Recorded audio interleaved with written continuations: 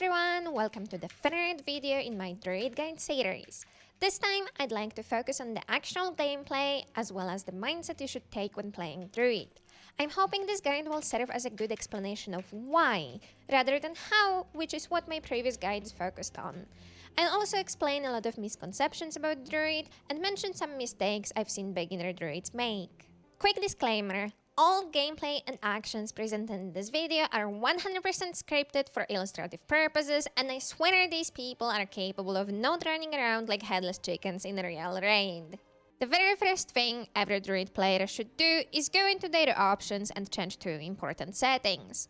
First, enable thick party and squad health bars so that you can actually see the health of the players in your squad. Secondly, in your camera settings, you should max out your field of view and vertical position fodder and always play zoomed out enough such that you can see the entire boss arena. It pains me greatly watching other people play Druid so zoomed in, they can only see the boss and the people on the boss, and the moment someone leaves to deal with mechanics, they die because the Druid couldn't even see them losing health. Ideally, you want to be watching not just the health bars above the players, but also the health bars visible in the squad UI, so you should keep it big enough to comfortably track everyone's health as well. Druid can be a little overwhelming at first, specifically because you want to be watching not just your skill bar, not just the boss and its mechanics, but also the health bars of every player in the boss arena, including the ones outside of the stack and the squad UI. When playing Druid, what you really should be aiming for is to always keep everyone at 100% HP. Of course, this won't always be possible, because certain mechanics in raids will bring your squad down to 50 or even 20% HP in one hit. But make it your goal to make sure they are back at 100% as soon as possible. So step 1, keep everyone healthy. Failing that, you should focus on preventing downstate. If you see someone low, focus on healing them, stay longer in CA, spam whatever heals you can. However, if people run into mechanics and downstate faster than you can heal them, then you need to understand that there's nothing you can do to prevent that. If that happens very often, especially in messy trainings and packs, it's actually more worth leaving one person to run off to Narnia to die rather than try to heal and rest them, leaving yourself and the rest of your group to die as well. As you get more experience and get more comfortable with Druid, the amount of what you can do will increase, and given enough time, you will be able to heal more and carry people more through better management of your skills. But at first, you should focus on keeping as much of your group alive as you can, even if it means sacrificing a person or two in the process. Furthermore, as a healer, you should try to avoid hand-raising people, that is reviving them by pressing F on them. Between CCing, dealing with mechanics, and healing the group, hand-raising is your lowest priority. Do it only if you can ensure that no one else will go downstate, no CC check will be failed, and no mechanic will kill the group. In any other situation, you can use Nature Spirit or a Glyph of Stars in between dealing with other things, but generally it should be everyone else's responsibility to press F. Another thing I would like to mention here is also the importance of continuous healing. I see a lot of Druids lately who save CE for when people need healing. Absolutely do not do that. People always need healing in raids. Nearly every boss has the so-called aura damage, which will gradually deplete your health every 3 seconds for as long as you remain in combat, regardless of where you are in the boss arena. Here you can see a comprehensive table of how strong aura damage is on every raid boss, though the actual numbers will be lower if you're running toughness in your gear or have protection on you, which is also the reason why permanent protection uptime is so important. Keep in mind that aura damage isn't everything either, because Sabir is a high damage pressure boss despite no aura damage, and Samarug is a very low pressure boss despite having one. What you can see here is all incoming damage data gathered from over 30,000 logs on Wingman from groups of varying level. So remember, if you're holding off using your heal skills for when you need them, everyone will be half HP by the time you actually use them. Your CA skills and your staff skills have such low cooldowns, you can be pressing them all the time, and you will be a much more efficient healer than trying to time them to people taking damage. Although ultimately, As you get better at playing Druid, you do want to plan your biggest burst heals around boss attacks that will deal a lot of damage, but it's something you'll learn with time. Furthermore, since most power DPS builds run Scholar runes, which give them a damage buff as long as they remain above 90% HP, being able to maintain close to 100% uptime of this bonus is one of the things that defines a really good Druid. And here we arrive at probably the most important part of this video. When should you enter CA and how long should you stay in it? The short answer is enter off cooldown and stay only for as long as necessary. But as with everything in support, this will vastly depend on the situation. So let's quickly go over the main rules. Generally, you should enter CA whenever you can, as soon as you can, for the continuous healing I mentioned, and to refresh everyone's mind stacks. But you can delay it if you know that you will need it soon. For example, to heal the sacrifice on Samurott while breaking the break bar, especially because a lot of your CC, such as Equality and Call of the Wild, can be casted only outside of CA. So if you see Samurott a few percent away from break bar and your CA just came off cooldown, wait to cast your CC skills outside of CA first, then enter CA, cast Lunar Impact, and continue healing the sacrifice while everyone else finishes the break bar. As for how long to stay inside CA, the bare minimum is your Rejuvenating Tides. That means you can enter CA, cast it, remember to spam Seed of Life while doing so, and close your CA.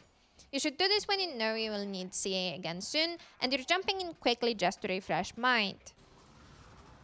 The best example of such case is Veil Guardian, where you need to do this at the start of the fight to have the cooldown back up for the first green, as well as Gorsavol, where you also need to do this at the start of the fight to have the cooldown back for the break bar.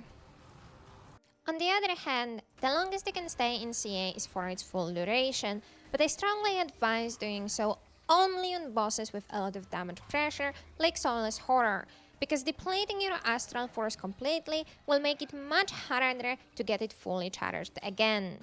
If your CA comes off cooldown and your Astral Force isn't fully charged, it means you're staying in CA for too long and should try leaving it sooner. As you gain experience, you will start getting a feel for how much damage pressure you're dealing with in any specific group, and it will take entering CA only once or twice to know for how long you can afford to stay inside it. As a beginner, try to cast on Rejuvenating Tides and either Lunar Impact or Natural Convergence while spamming Seed of Life whenever you're in CA, and stay longer only if your group needs more healing. You generate a little bit of Astral Force when you deal damage, and a lot more of it through healing. However, remember how I mentioned there's no aura damage on some bosses? If no one is taking damage, you have nothing to heal, and therefore you're generating no Astral Force. This problem gets much worse when you have two healers in a group. Because of overheal, which I will explain in a moment, if the other healer is stealing your opportunities to heal within your own subgroup, let alone the other subgroup, you will actually deal close to zero healing, despite using healing skills. And you would think that's a good thing, since everyone is at full HP. But it's actually a bad thing, because not being able to generate Astral Force means not being able to go into CA, and that means not being able to refresh mind. One solution to the problem is to solo heal, meaning that you only bring one healer in a 10-man squad. Don't be scared to try solo healing on low-pressure bosses. As an example, solo healing on Samurott is easier than healing on Kern or VG in a double healer group. Another solution to the problem can be spending minimal time in CA like I mentioned earlier, or spawning your Nature Spirit for more passive healing. You can also try actively healing all your spirits, including Nature, since they are always losing HP at the same rate, unlike players. So how does overheal work? You might be aware that boons are always given to your subgroup unless there are less than 5 people in range. It means that no matter how much might you give, even if you give more than 25, your might will never be applied on the other subgroup unless someone leaves the stack to do a mechanic. This is the so-called boon priority. Healing priority, however, works differently. Your healing skills will prioritize your subgroup, but for every person at 100% HP, they will heal one person in the other subgroup instead. That means that if everyone in your subgroup is full HP and you cast any 5 target healing skill, it will heal 5 people in the other subgroup instead. Taking advantage of this is what lets Druid solo heal. Additionally, because Sublime Conversion has no target cap, you're able to apply regeneration to the entire squad, which helps a lot. With enough experience, you can solo heal any raid boss in the game, assuming that your group doesn't constantly face tank every single mechanic. The principle is simple. You just need to make sure your subgroup is always fully healed to be able to heal the other one. So if you're noticing that you don't have any trouble keeping your subgroup at 100% HP throughout the fight, try solo healing, starting from low pressure bosses and slowly progressing towards the high pressure ones. It makes playing Druid much more fun for those who find it too easy and therefore boring. Let's talk a little about boons and not just healing, since that's another important part of playing Druid. Recently, I've seen more and more druids running Lingering Light instead of Grace of the Land, or dropping Frost Spirit. The argument is always that nowadays every class generates some might, so you don't need to cover all 25 stacks yourself. While that is true in some squad compositions, it's not true for every single one of them, and it's better to stay on the safe side. You also need to remember that might generated by DPS builds or low boon duration offensive quickness providers won't last long and will be overwritten by your longer lasting might, resulting in them providing less stacks than what you see on the golem due to how boon capping works, and you shouldn't assume they will always do a perfect golem rotation in a real fight either. Without the Grace of the Land, but with Frost Spirit, you average between 15 and 20 might if you press Call of the Wild and swap pets exactly off cooldown, which isn't realistic outside of the Golem. Also, it takes good 20 seconds to even get to 20 might at the start, since your Frost Spirit pulses very slowly. Without Frost, but with Grace of the Land, you can get to 25 might at times, but you need to spend a significant amount of time in CA, and it will drop to 20 or less whenever you're out of CA. Dropping Frost in some situations may look fine on paper, but it limits your rotation greatly. You should never drop both Grace of the Land and Frost, because you generate barely any might that way. Quickness Herald generates a lot of self-might, which may be deceiving, but the might they give to others is much worse, about 12 on average, and the initial ramp-up is quite slow too.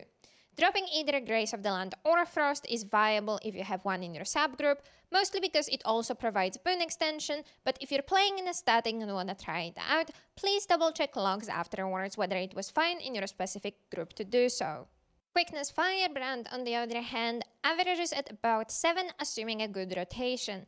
That means you absolutely shouldn't drop Grace of the Land or Frost if that's your quickness provider, and the situation looks even more dire with a Quickness Chronomancer, since they only give might when they are running shield, which isn't even guaranteed. If you're not running marksmanship for Lesser Call of the Wild, your might generation will look much worse, so make sure to always have Frost and Grace of the Land if you're swapping to Skirmishing or Wilderness Survival. Furthermore, it's not just about the upkeep, but also the ramp up.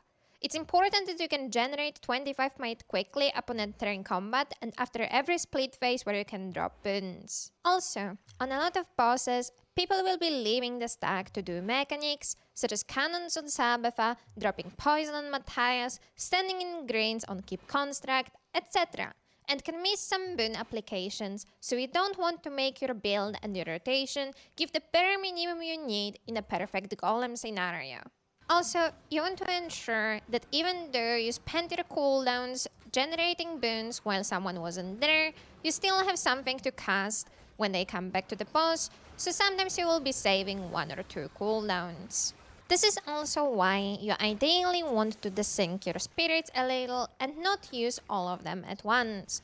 Try to keep one for giving alacrity to someone who wasn't there when you were pressing all the others. Having the leeway to do that is the main reason why you want to aim for a 100% boon duration, even though the minimum required to upkeep boons in a perfect scenario is closer to 75%. Paying attention to such little things, ensuring that you can reapply boons to people coming back to the group immediately is another thing that makes you a good druid. In my previous guide, I recommended to run the Quick Draw trait whenever you bring Skirmishing, and promised I would explain it, so here is how it works. The first weapon skill used after a weapon swap will get reduced cooldown. However, the trait has a 10-second ICD, meaning internal cooldown, and because entering all living CA counts as a weapon swap, you won't always be able to trigger the trait upon every single weapon swap. Keeping track of the cooldown in your head might be tricky and will require you to plan your swaps in advance. There are 5 skills you might want to trigger it on, and if you're playing with Quick Draw, you should develop a habit of one of those being the first skill you use after swapping weapons. Lunar Impact whenever you need a lot of burst healing or CC. You can enter CA, cast Lunar Impact, Rejuvenating Tides, and Lunar Impact again. Sublime Conversion if you need a lot of projectile distraction, for example during the split phase on Adena. Ancestral Grace if you need to dash to really far away place like on Doom, or dash away from the group and then back, as well as for Burst Heal and Double Blast Finisher. Natural Convergence for long-lasting Immobilize, for example on Gorseval or Deimos to stop the ads. Call of the Wild if you don't need any of the above for more boon application, considering you don't have lesser Call of the Wild from Clarion Bond in Marksmanship if you're running skirmishing. Now, let's get back to the mindset. Just like I mentioned earlier, Druid gameplay should be mostly preemptive. Rather than wait for people to lose health, heal them all the time. Rather than bring skills or traits easier for reviving, don't let people downstate in the first place. Same goes for other things. Rather than stun-breaking people from the Sloth Fear or Gorseval Slam, give them Aegis or stability in advance. If you let them get hit and stun break, it means whatever skill they were casting got interrupted and went on cooldown, which is very frustrating. Incidentally, stability is more reliable than Aegis, because getting hit by a random ad won't strip it. But ideally you want to give both, because Aegis will prevent the damage as well, not just the CC. To be able to give Aegis or stability in advance and to manage your cooldowns to burst heal when necessary, you will need knowledge of the raid encounters.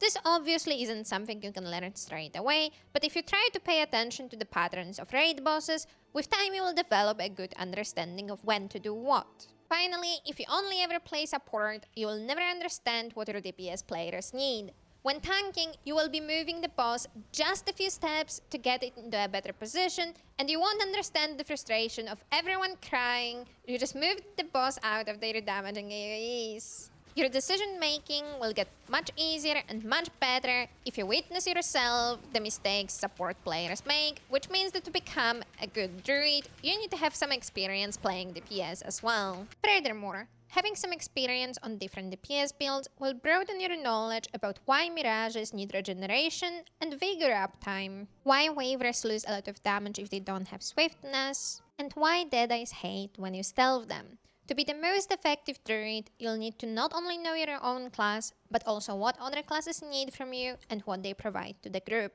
To summarize, you cannot become a good druid through watching guides alone.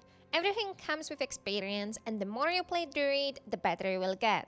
Familiarizing yourself with other classes can be beneficial, and doing the same raid bosses over and over again will teach you the timings of mechanics and how to plan your rotation ahead of time for the most effective healing, applying boons, and CCing. My next guides will be about tanking and about pushing on Solace Horror. Stay tuned for those! And as always, if you have any questions, drop by in Discord or my stream and I'll be happy to help.